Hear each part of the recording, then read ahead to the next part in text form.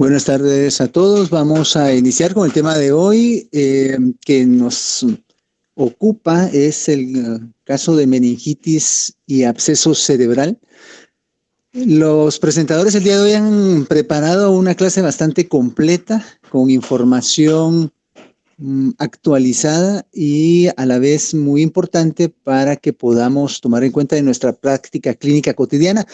Realmente los casos de meningitis y absceso cerebral no son las entidades clínicas más frecuentes en el contexto de las afecciones neurológicas de nuestros pacientes que puedan consultarnos, por lo menos adultos, pero sí en ciertos contextos es muy importante tomarlos en cuenta. Siempre que hay pacientes alterados de la conciencia, siempre que hay pacientes que convulsionan por primera vez, siempre que hay pacientes que se quejen de cefalea intensa, con mucha fiebre y sobre todo si hay alteraciones de tipo conductual o del estado de conciencia, debemos considerar estas dos condiciones. Así que, pues, sin más preámbulo, vamos a pedirle a los presentadores que inicien con la plática. Adelante, por favor.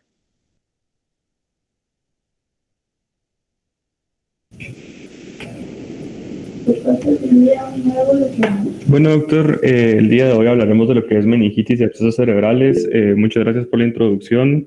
La clase del día de hoy la dará María Celeste Ayapán Pérez, mi compañera, y su servidor, Salvador Antonio Mijangos Toledo.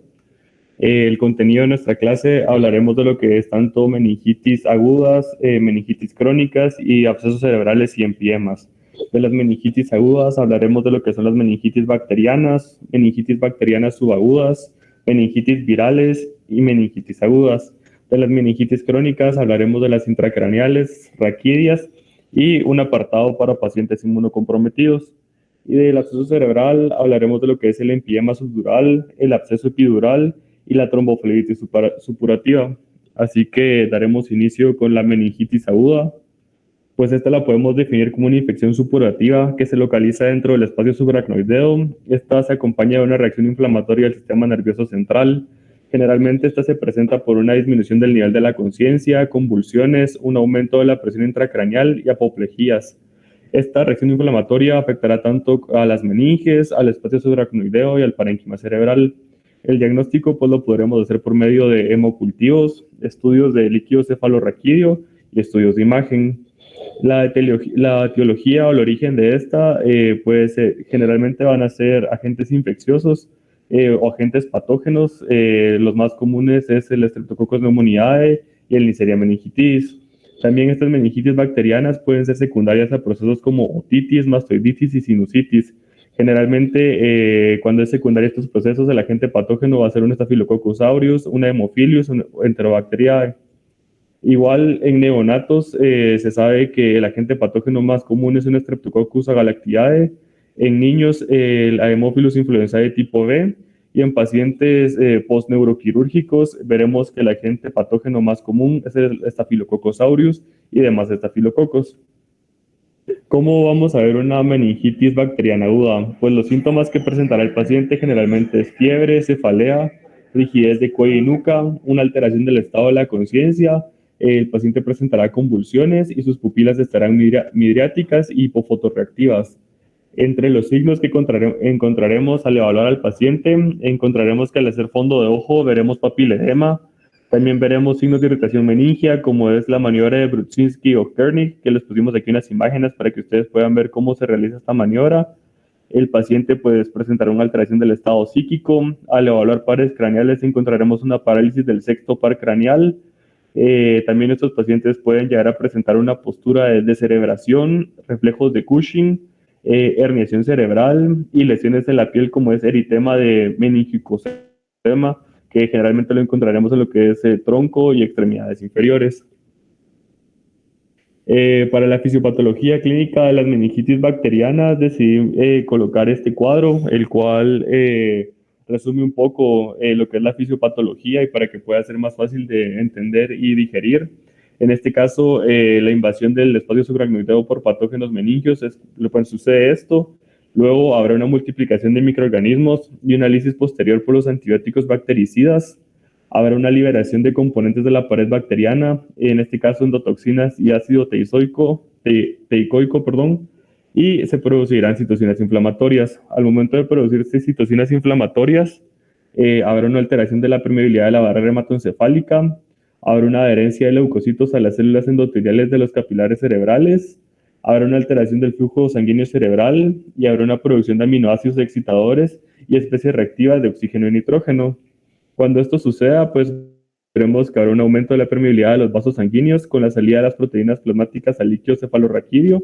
Los leucocitos mirarán al espacio al líquido cefalorraquídeo, estos se desgranulan y liberan metabolitos tóxicos. En el espacio subaracnoideo, el exudado obstruye el flujo y la reabsorción del líquido cefalorraquídeo. Lo que esto hace es de que se rodee e infiltre los vasos cerebrales. Esto lo que nos va a causar es una hidrocefalia obstructiva y comunicante y un edema intersticial.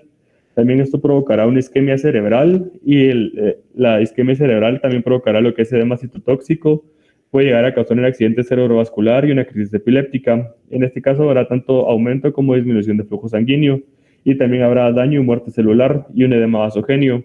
Todo esto causará que aumente la presión intracraneal y el paciente puede llegar a terminar en un coma. El tratamiento en nuestro libro de Harrison nos lo divide en grupos etarios.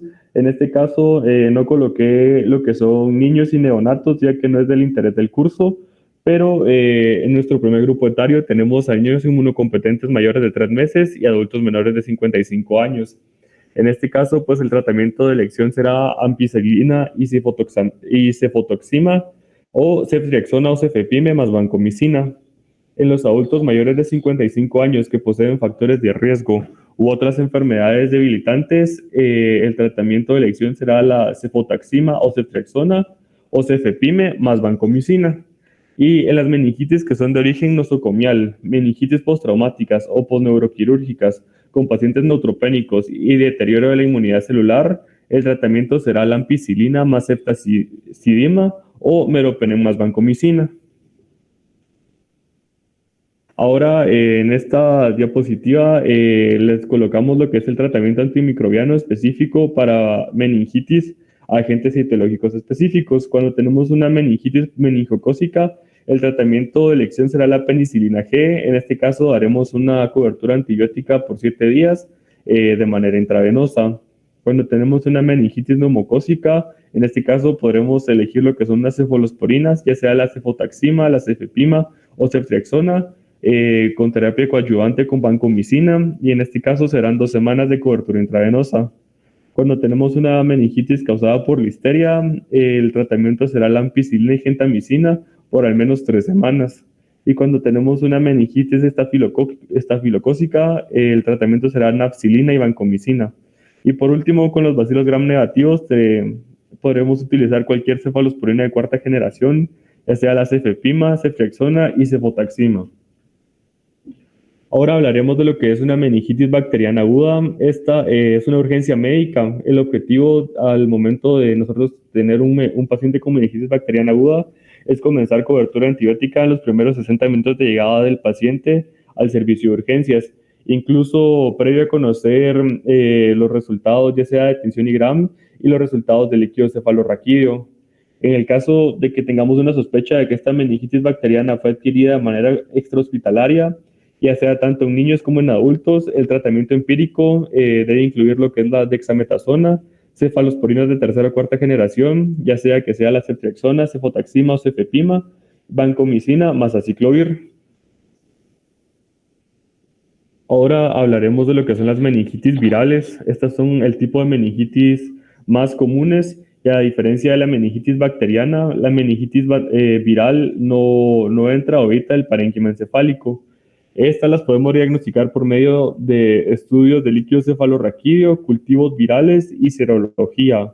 La etiología o el agente infeccioso de una meningitis viral tenemos que serán los enterovirus, ya sea un ecovirus o un coxsackievirus, la varicela zoster, virus del herpes simple y el arbovirus. En la presentación clínica de una meningitis viral tendremos que el paciente se presentará con fiebre. La cefalea será característica ya que esta se presentará en región frontal y retroorbitaria. También tendremos que el paciente presentará signos de irritación meningia, fotofobia, rigidez de la nuca, pero esta se presentará de forma leve. El paciente al igual presentará anorexia, náusea, vómitos, dolor abdominal, diarrea y puede presentar un letargo leve o somnolencia. La verdad es que los signos se pueden, en todos los que colocamos, refería al libro que pueden presentarse, pero es muy poco frecuente que estos, que los encontremos, como es la alteración del estado psíquico, las convulsiones, signos neurológicos focalizados, anomalías en los estudios de imagen y afectación del parénquima. ¿Cómo vamos a diagnosticar una meningitis viral? Pues se puede hacer por medio de estudios de líquido cefalorraquídeo. En este caso, el perfil de líquido cefalorraquídeo va a ser muy característico, ya que encontraremos una pleocitosis linfocítica, las proteínas estarán ligeramente elevadas, la concentración de glucosa la encontraremos normal y al momento de hacer la punción lumbar, la presión de abertura se encontrará normal o ligeramente elevada. Pues los cultivos virales, en este caso, la sensibilidad de los cultivos de líquido cefalorraquídeo o para un diagnóstico de meningitis o encefalitis virales no es muy buena. Y además del líquido cefalorraquídeo, también se pueden aislar el virus, ya sea tanto en faringe, heces, sangre u orina. Y la serología, pues la verdad es que los estudios serológicos son bastante importantes para el diagnóstico, ya sea en el caso de que sea una meningitis por arbovirus, como virus del Nilo, y sin embargo, estas pruebas son menos útiles para virus como es virus de herpes simple, varicela, citomegalovirus y virus del Epstein-Barr. Para el tratamiento de una meningitis viral, en este caso es completamente sintomático y lo que le debemos dar al paciente es analgesia, antipiréticos y antieméticos. Se debe vigilar lo que es especialmente el estado de líquidos y electrolitos del paciente. Puede ser que estos pacientes no requieran ser hospitalizados, generalmente si tienen una buena respuesta inmunitaria, y que se sospeche de una meningitis viral y que no cuenten con signos ni síntomas focales. Tampoco, pues, el paciente no debe presentar ninguna alteración significativa de la conciencia y que el líquido cefalorraquídeo, pues, presente el perfil clásico, como ya mencionamos. Y, pues, la verdad es que meningitis virales, el pronóstico de estos pacientes en adultos es muy buena. Los pacientes habitualmente suelen quejarse de lo que es una cefalea persistente, leves trastornos mentales, incoordinación y astenia generalizada. Y estos pueden ser de duraciones desde semanas hasta meses. Y pues por último tenemos lo que es la meningitis subaguda. Estos pacientes suelen presentar un cuadro de rigidez de cuello, febrícula, letargia durante días o semanas. Y estos síntomas y signos se presentarán por varios días y generalmente los pacientes consultarán por un tiempo después de que estos se presenten. Al momento de evaluar al paciente puede que haya anormalidades de los pares craneales y que los pacientes nos refieren que tienen sudoración nocturna. Entre los agentes causales más comunes de las meningitis subagudas tenemos lo que es la Mycobacterium tuberculosis, el Xenoformans, Capsulatum, Imitis y Pallidum. El tratamiento empírico de una meningitis tuberculosa, cuando tenemos una sospecha de una meningitis tuberculosa, pues es la isoniazida, la rifampicina, la piracinamida, el etambutol y la peridoxina. Y ahora tenemos meningitis crónicas y recurrentes.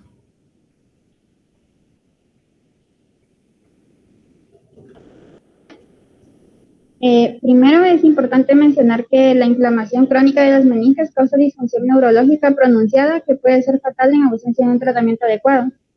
Para el diagnóstico se va a tomar en cuenta un síndrome neurológico que se prolonga por más de 4 semanas y una reacción inflamatoria persistente del líquido cefalorraquídeo.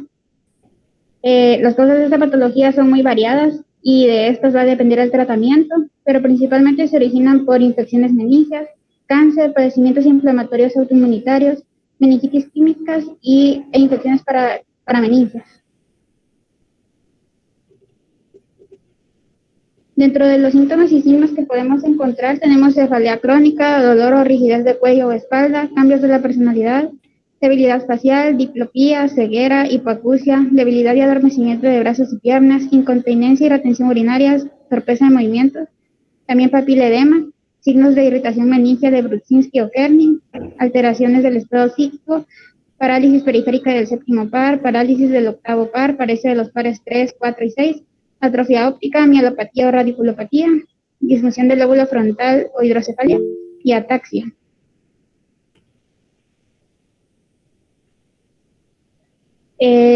Respecto a la fisiopatología clínica, tenemos que las manifestaciones neurológicas dependen de la ubicación anatómica de la inflamación y sus consecuencias.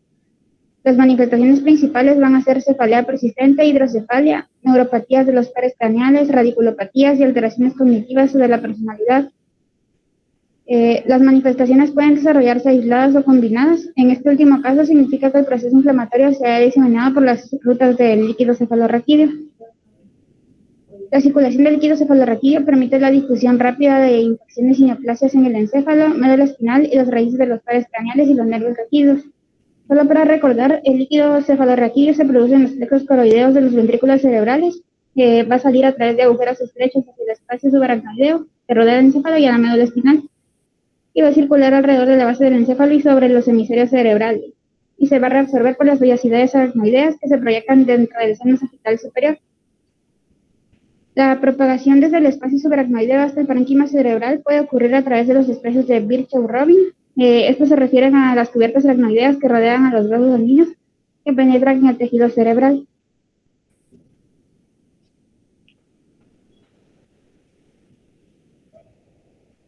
Sobre la meningitis intracraneal, podemos mencionar que los procesos inflamatorios estimulan las fibras nociceptivas de las meninges. La obstrucción de las rutas del líquido cefalorraquídeo genera hidrocefalia e hipertensión intracraneal. Algunos signos y síntomas de la hipertensión intracraneal son vómitos, apatía, somnolencia, pérdida de la visión, entre otros. Se produce daño vascular por la inflamación en torno a los vasos sanguíneos en el espacio subaracnoideo, causando infarto. Esto se asocia a alteraciones cognitivas y del comportamiento. Las meningitis basales se producen por depósitos inflamatorios alrededor del tronco del encéfalo y de los pares craneales debido a la circulación del líquido cefalorraquídeo, y esto se manifiesta en forma de neuropatías craneales.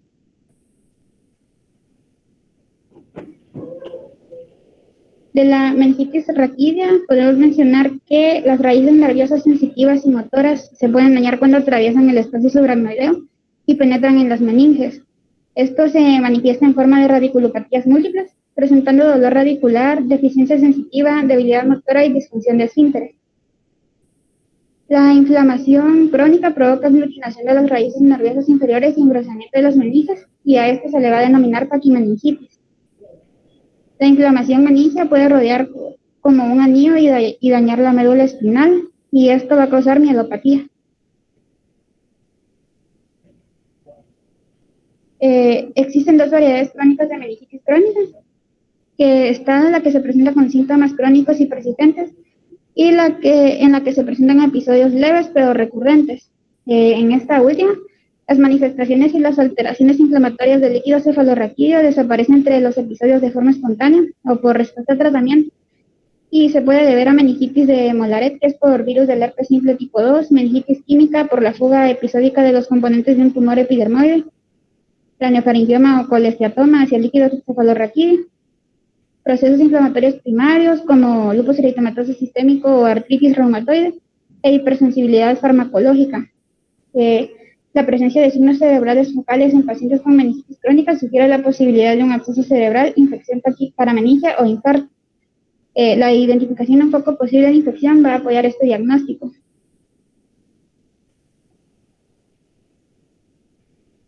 Dentro de las causas están las infecciosas y las no infecciosas.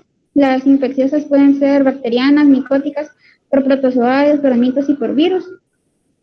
Y las no infecciosas por neoplasia maligna, compuestos químicos e inflamación primaria. Es fundamental identificar el origen específico para instaurar el tratamiento adecuado, ya que sin tratamiento lo más probable es que el paciente sufra un daño gradual del sistema nervioso central, los pares craneales y las raíces nerviosas. Si los intentos diagnósticos fracasan, es necesario empezar con un tratamiento empírico. Para el estudio del paciente se pueden aplicar los estudios de imagen, los cuales se deben realizar antes de la punción lumbar cuando exista sospecha de hipertensión intracraneal.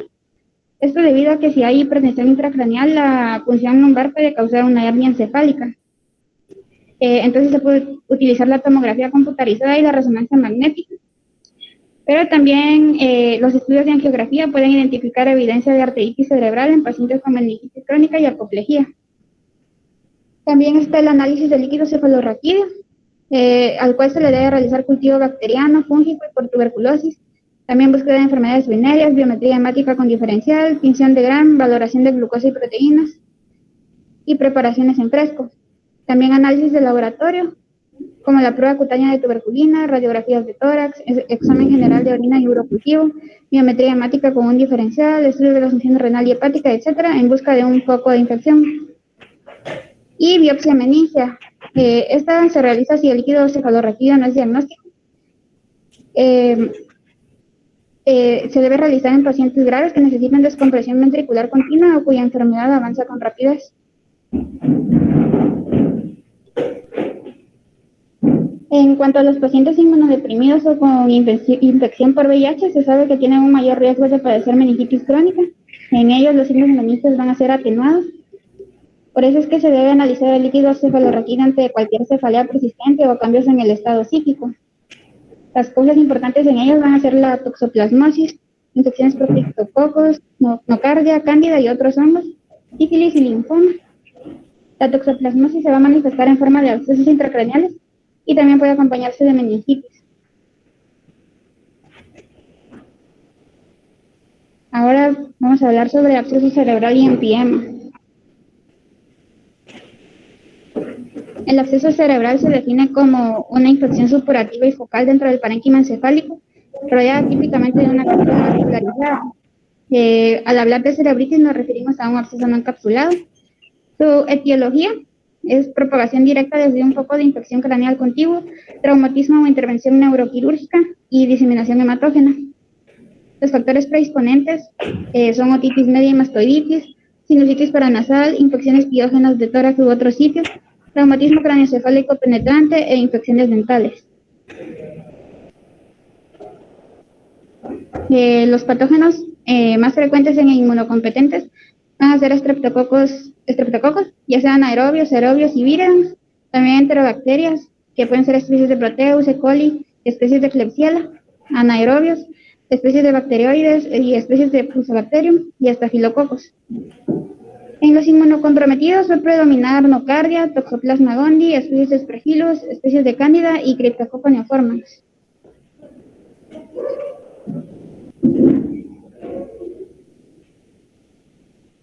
Según el factor etiológico o la ubicación del foco primero de infección, va a ser el área encefálica que va a resultar afectada. Por ejemplo, los abscesos autógenos van a predominar en el lóbulo temporal y en el cerebelo. Los abscesos que resultan de propagación directa de la infección desde los senos frontales, etmoidales o senoidales y los debidos a infecciones en piezas dentales, por lo común se localizan en los lóbulos frontales. Los abscesos hematógenos son múltiples y los abscesos múltiples a menudo tienen un origen hematógeno. Predominan en el territorio de la arteria cerebral media, que es en los lóbulos frontal o parietal en su zona posterior. Estos abscesos suelen situarse en la unión de la sustancia gris y blanca, con frecuencia no tienen cápsula bien definida. Las malformaciones congénitas del corazón que ocasionan cortocircuitos de derecha a izquierda permiten que las bacterias que viajan en la sangre esquiven el lecho capilar pulmonar y lleguen al encéfalo. El parénquima cerebral intacto es resistente a la infección, por lo que para el desarrollo de un absceso cerebral es necesaria la presencia de isquemia, necrosis o hipoxia en el tejido encefálico.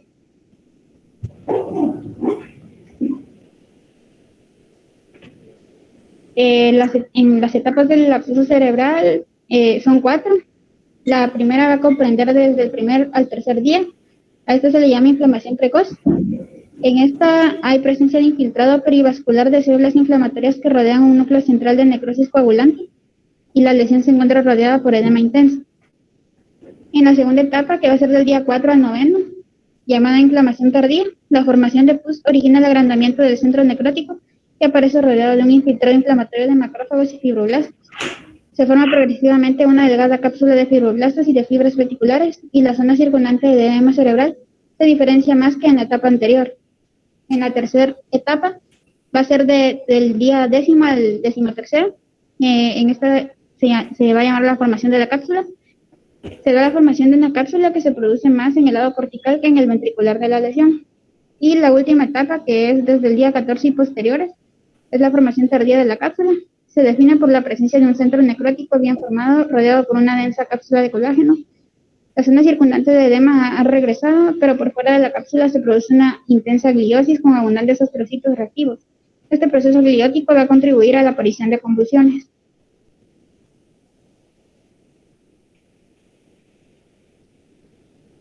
Sobre la presentación clínica, podemos mencionar que el síntoma más frecuente es la cefalea. Se presenta como dolor sordo y constante de la mitad del cráneo o generalizado y es refractario al tratamiento. Solo en la mitad de pacientes hay fiebre al momento del diagnóstico. En el 15 al 30% de pacientes se presenta actividad convulsiva focal o generalizada de inicio reciente. No ocurre meningismo, salvo que se haya roto el absceso y su material pasa al ventrículo o la infección haya abarcado el espacio subaracnoideo. El cuadro inicial depende del sitio del absceso, la naturaleza de la infección primaria y de la presión intracraneal. Normalmente, si se ubica en el lóbulo frontal, el paciente va a presentar hemiparesia. Si está en el lóbulo temporal, disfasia o cuadrantanopsia homónima superior, o si está en el cerebelo, nistagma y ataxia, y manifestaciones de hipertensión intracraneal como náuseas y vómitos, entre otros.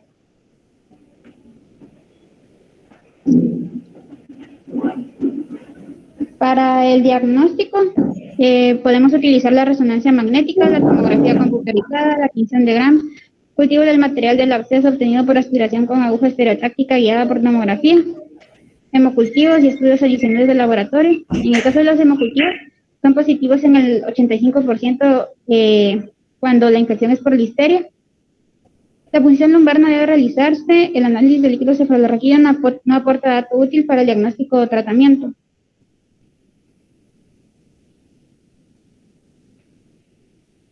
Para el tratamiento existen medidas empíricas para una persona inmunocompetente con absceso causado por microorganismos de la comunidad, que van a ser cefalosporina de tercera o cuarta generación y metronidazol. Para pacientes con traumatismos craneoencefálicos o con intervención neuroquirúrgica, va a ser ceftazidima y vancomicina o meropenem y vancomicina. También es parte del tratamiento de la aspiración y el drenaje del absceso bajo guía estereotáctica, la resección mediante craniotomía o craniectomía para los abscesos multiloculados. Para todos los pacientes deben recibir un mínimo de 6 a 8 semanas de tratamiento antibiótico parenteral, también tratamiento anticonvulsivo profiláctico por el alto riesgo de convulsiones focales o generalizadas, y el tratamiento con dexametasona intravenosa se reserva para pacientes con edema considerable en torno al absceso, con efecto de masa y aumento de la presión intracraneal.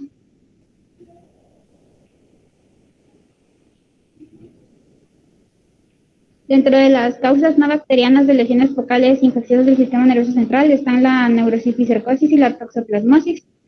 Sabemos que la neurocisticercosis es la parasitosis más frecuente del sistema nervioso central. La manifestación más frecuente son las convulsiones parciales de comienzo reciente, por la presencia de cisticercos en el parénquima encefálico.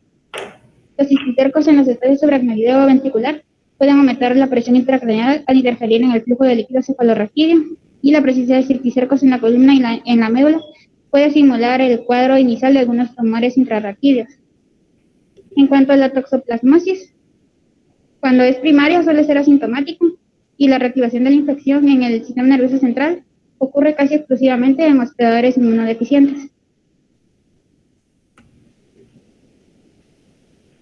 El tratamiento de la neurocisticercosis incluye anticonvulsivos, albendazol y praziquantel para lesiones quísticas, prednisona o dexametasona para tratar la respuesta inflamatoria a los parásitos en fase de generación y terapia asisticida para quistes en etapas vesicular y coloidal. Para la toxoplasmosis, sulfadiazina y pirimetamina, ácido folínico, y para pacientes que no toleran la sulfadiazina, otra opción terapéutica es la combinación de clindamicina-pirimetamina.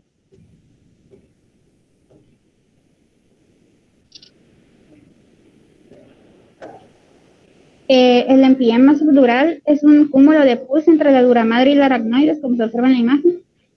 Se asocia a la sinusitis, ya que puede causar empiema subdural como consecuencia de diseminación retrógrada de la infección de una tromboflebitis séptica de las venas mucosas que drenan los senos o por la propagación al cerebro por contigüidad de la infección de una osteomielitis de la pared posterior del seno frontal o de otros senos.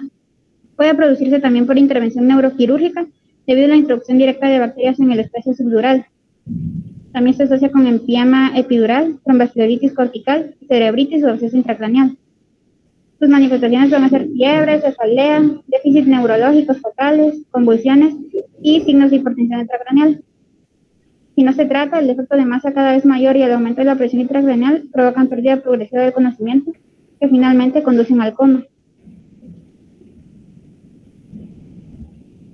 Dentro de los métodos diagnósticos está la resonancia magnética y la tomografía computarizada.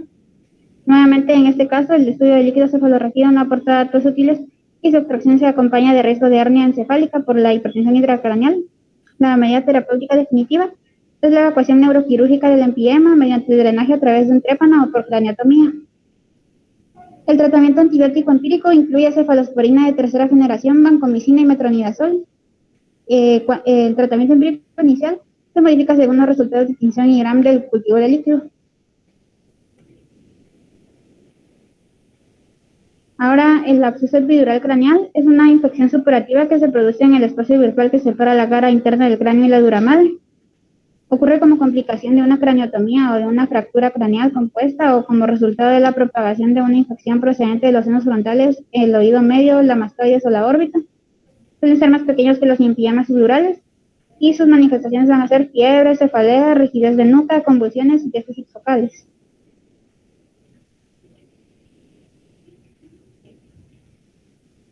Los métodos diagnósticos que se pueden utilizar para el absceso epidural craneal son la resonancia magnética, que es el método más indicado. La sensibilidad de la tomografía cerebral disminuye con la presencia de artefactos de señales que surgen del hueso de la superficie interna del cráneo. Y para el tratamiento está el drenaje neuroquirúrgico inmediato, tratamiento antibiótico empírico, que debe incluir una cefalosporina de tercera generación, vancomicina y metronidazol. También la ceftriaxona, la cefotaxima se debe sustituir por ceftazidima o meropenem en pacientes neuroquirúrgicos. Se continúa el uso de antibióticos durante 3 semanas como mínimo después del drenaje operatorio.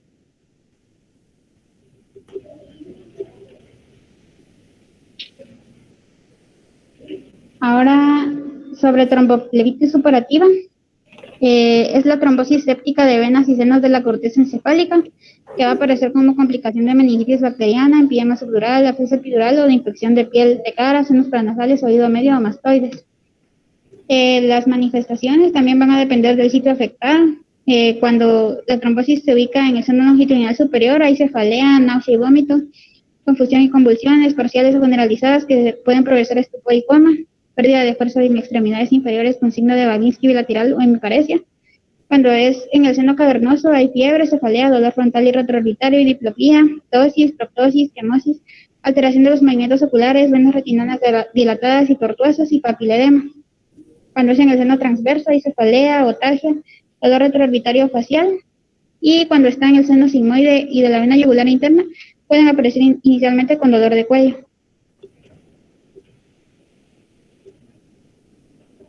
Los métodos diagnósticos para la tromboflebitis supurativa incluyen la resonancia magnética, la tomografía computarizada y la angiografía cerebral. Y el tratamiento incluye antibióticos, hidratación y eliminación del tejido y trombos infectados en los casos de trombosis del seno lateral o cavernoso.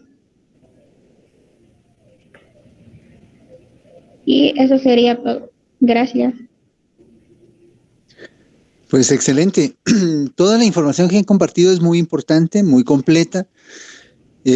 Como les había sugerido con anterioridad, la presentaron de forma bastante dinámica para pues poder abarcar todos los tópicos que se pretendía abarcar. Debo solamente insistir en el hecho de que, aunque son condiciones poco frecuentes en el ambiente hospitalario, o sea, ya nosocomial, sí se vuelven entidades que uno tiene que tener en cuenta con mayor frecuencia, sobre todo por el tipo de pacientes que manejamos en el área de hospitalización y encamamiento. Son pacientes muy frágiles, pacientes que ya tienen mucha comorbilidad de base, pacientes politraumatizados o que tienen trauma de cráneo, que han sido ingresados para un procedimiento neuroquirúrgico, pacientes que tienen de base otros procesos infecciosos, como bien se mencionó. Todos estos son factores de riesgo para desarrollar ya sea cuadros de meningitis bacteriana o cuadros de abscesos cerebrales. Las características clínicas típicas en cada uno de ellos ya se mencionaron. Solo recordar que los pacientes con meningitis bacteriana generalmente van a tener pues datos de cefalea, fiebre y rigidez de nuca. Si ustedes tienen un paciente con esa triada clínica, lo más seguro es que tenga meningitis bacteriana. También podrían tener hemorragia subaracnoidea. De hecho, esta es parte del diagnóstico diferencial de esta condición. Y en estos casos lo que procede, como ya se comentó, es hacer la confirmación del diagnóstico clínico por medio de una punción lumbar y el análisis del mismo para, pues, no solo determinar si tiene alteraciones el líquido, sino también enviarlo a cultivo. Mientras uno tenga la sospecha clínica, hay que empezar con tratamiento. El tratamiento antibiótico de amplio espectro es muy útil para reducir la tasa de mortalidad y la tasa de complicaciones. En Guatemala, los datos más recientes que tenemos en relación al tema de meningitis es para el 2020, se reportaron 271 muertes por meningitis de todos los tipos, principalmente bacterianas, con una tasa de mortalidad de 1.71 por 100.000 habitantes. Esto nos ubica en el puesto número 67 a nivel de la tasa de mortalidad en el mundo. Pero con abscesos cerebrales realmente no existen datos específicos que nos proporcionen una idea más adecuada de cuál es la cantidad de pacientes que puedan tener esto. Si lo vemos en las áreas de encamamiento del Hospital Roosevelt, yo me atrevería a decir que vemos pacientes con abscesos cerebrales, tal vez 1 o 2 casos al año, pero ahí el doctor Velázquez me corregirá si estoy equivocado, pero no, tampoco es tan frecuente. El pronóstico depende mucho de las condiciones de bases. Lo vemos también con frecuencia en pacientes no necesariamente inmunocomprometidos, pero que sí tienen otros problemas, sobre todo pacientes con alcoholismo crónico, pacientes que se quedan tirados en la calle, que broncoaspiran. Ese es el tipo de paciente que vemos, el contexto clínico del paciente que vemos con meningitis bacteriana. Con abscesos cerebrales. La tarea clínica clásica de ellos es cefalea, fiebre, pero datos de focalización. Si ustedes ven eso, de plano tiene meningitis bacteriana hasta que demuestren lo contrario. Con esto concluyo mi comentario y vamos a dejar también espacio, pues, para las preguntas o dudas que puedan tener. Y si el doctor Velázquez quisiera comentar algo